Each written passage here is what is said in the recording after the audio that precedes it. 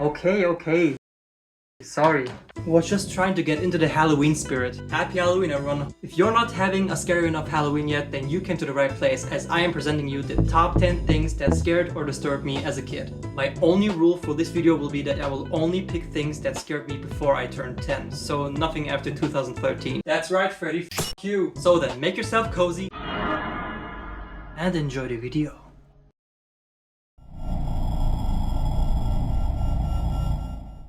Number 10. Scary Maze Game. I'm sure many who grew up in the 2000s remember this. The simple maze flash game where towards the end of the third level, a screamer with the face of Regan McNeil from The Exorcist popped up. After a few times, it wasn't the screamer that scared me. It was the suspension of waiting for the screamer to finally let her horrible scream out.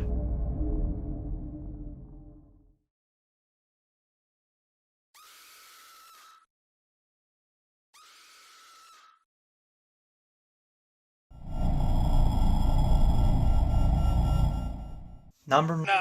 Scary Puzzle Game. Scary Puzzle Game, and yes, that is its name, might not be known that much. My uncle who showed me this Spot the Difference game when I was still a toddler. I didn't think much of it and just played along, just trying to find what was different. And then...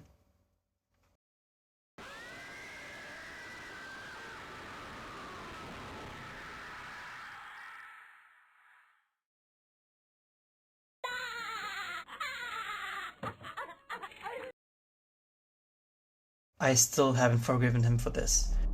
This screamer messed me up for days after he showed me, and to this day still creeps me out. I couldn't find where this image came from. All I know is that this was a flash game and was made in 2004 by Fritz Voss and Stefan Voss. You can search and play it for yourself in Flashpoint, or just watch the video in the description.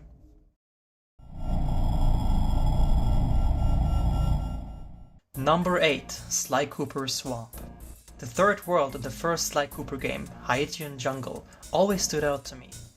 When you enter the first level, the dread swamp path, everything seems fine, the music being a blend of ghostly tones with banjos and electric guitars, suddenly going wild when you encounter an enemy. What set me off was the hub world where you step into right afterwards.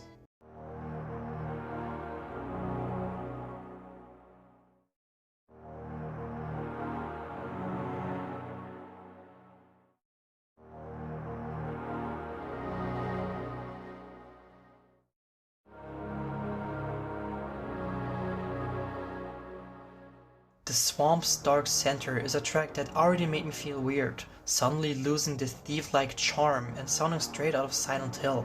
It only added to my frustration and pain when I kept failing at the Piranha Lake mission. You have to remember that I was still a kid and I couldn't beat this part for the longest time, even crying out of denial at some point. It was just so hard back then, and every time I had enough and stepped out of the level, I was greeted with this music.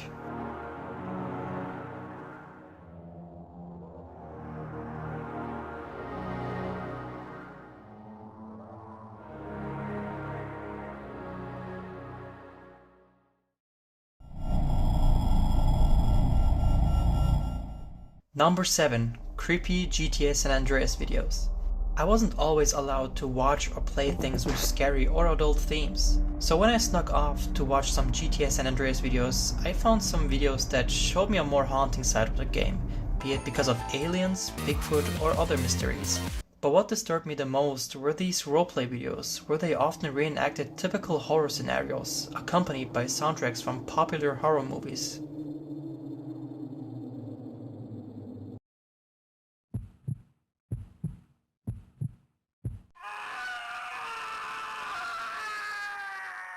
I was often left disturbed at a few moments, many clips staying in my head for years.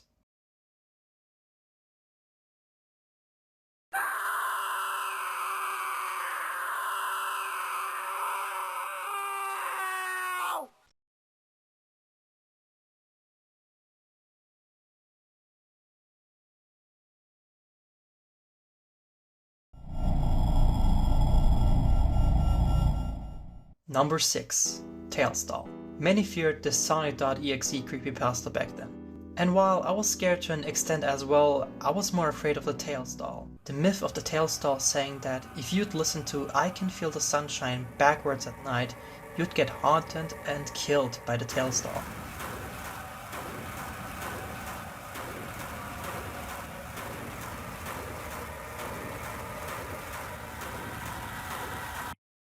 However, it is cool to see Sega go along with this trend and treating Tailstar like a creepy force. Guess it was just meant to be unsettling.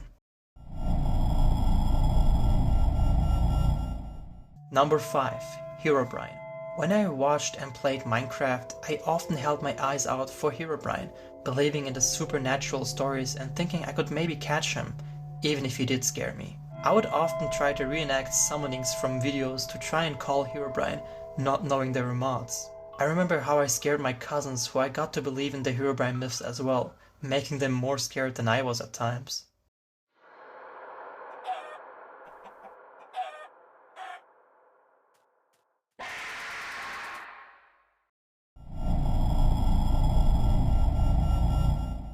Number 4. Mr. Mix. Mr. Mix is a creepypasta about a mysterious old 90s PC game that seems harmless at first, teaching young players to type words as a chef named Mr. Mix encourages them. However, as the player progresses, the words go from simple food items to disturbing phrases, emitting weird sounds which go from low growls to loud high-pitched noises.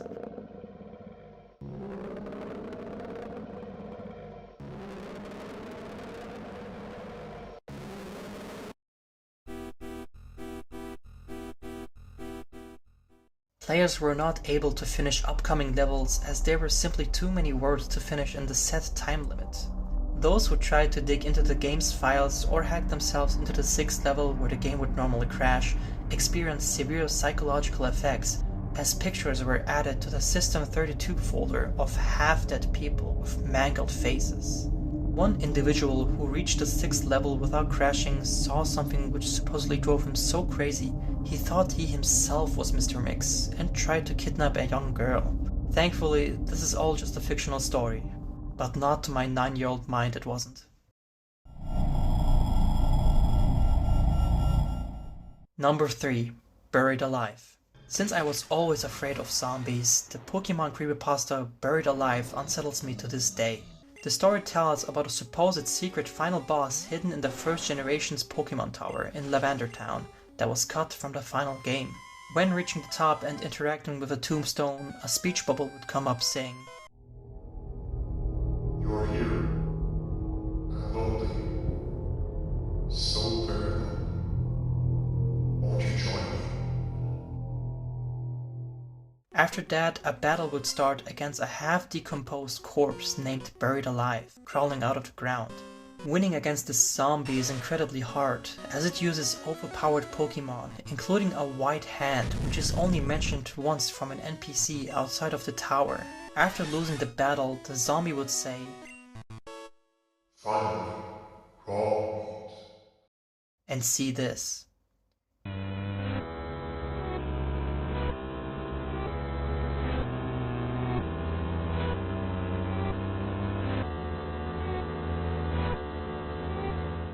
If you can't make out what it shows because of how pixelated it is, it shows Buried Alive, pulling the trainer down into its grave, bloody, dead, and ready to be feasted on.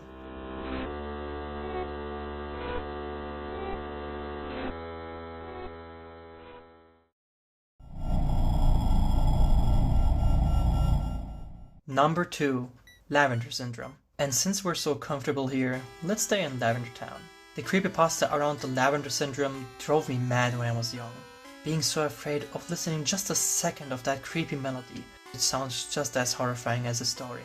The very first release of the first generation in Japan, Pokemon Green, supposedly had such high-pitched noises and binaural beats that it drove certain kids who heard it to death. Since kids have more sensitive hearings, only they were able to be affected by this music.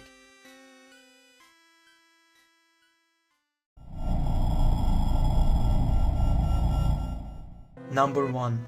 Ben Drowned. I will always fear this song. Ben Drowned is a famous creepypasta about a haunted Zelda Majora's Mask cartridge. The story follows a guy who buys a used copy and discovers that the game behaves strangely. he decides to upload his gameplay, which really do exist.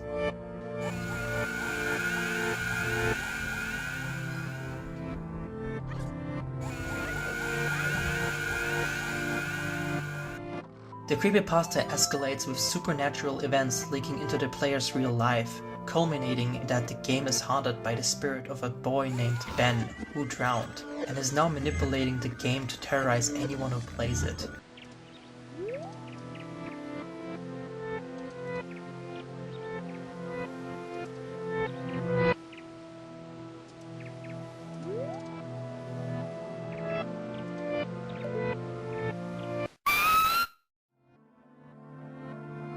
What made Ben Drowned so scary was that there was actual evidence with gameplay videos about what happens in the story.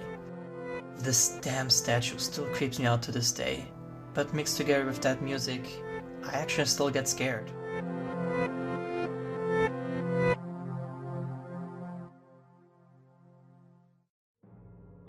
Thank you very much for watching. What did you get scared by when you were younger? Leave a comment below and share your experiences. I hope you enjoyed the video, and if you want to support me, a like or subscribe would mean the world to me. It really helps me out and keeps me going towards my dream of becoming a full-fledged YouTuber one day. Till then, take care and stay safe. See ya.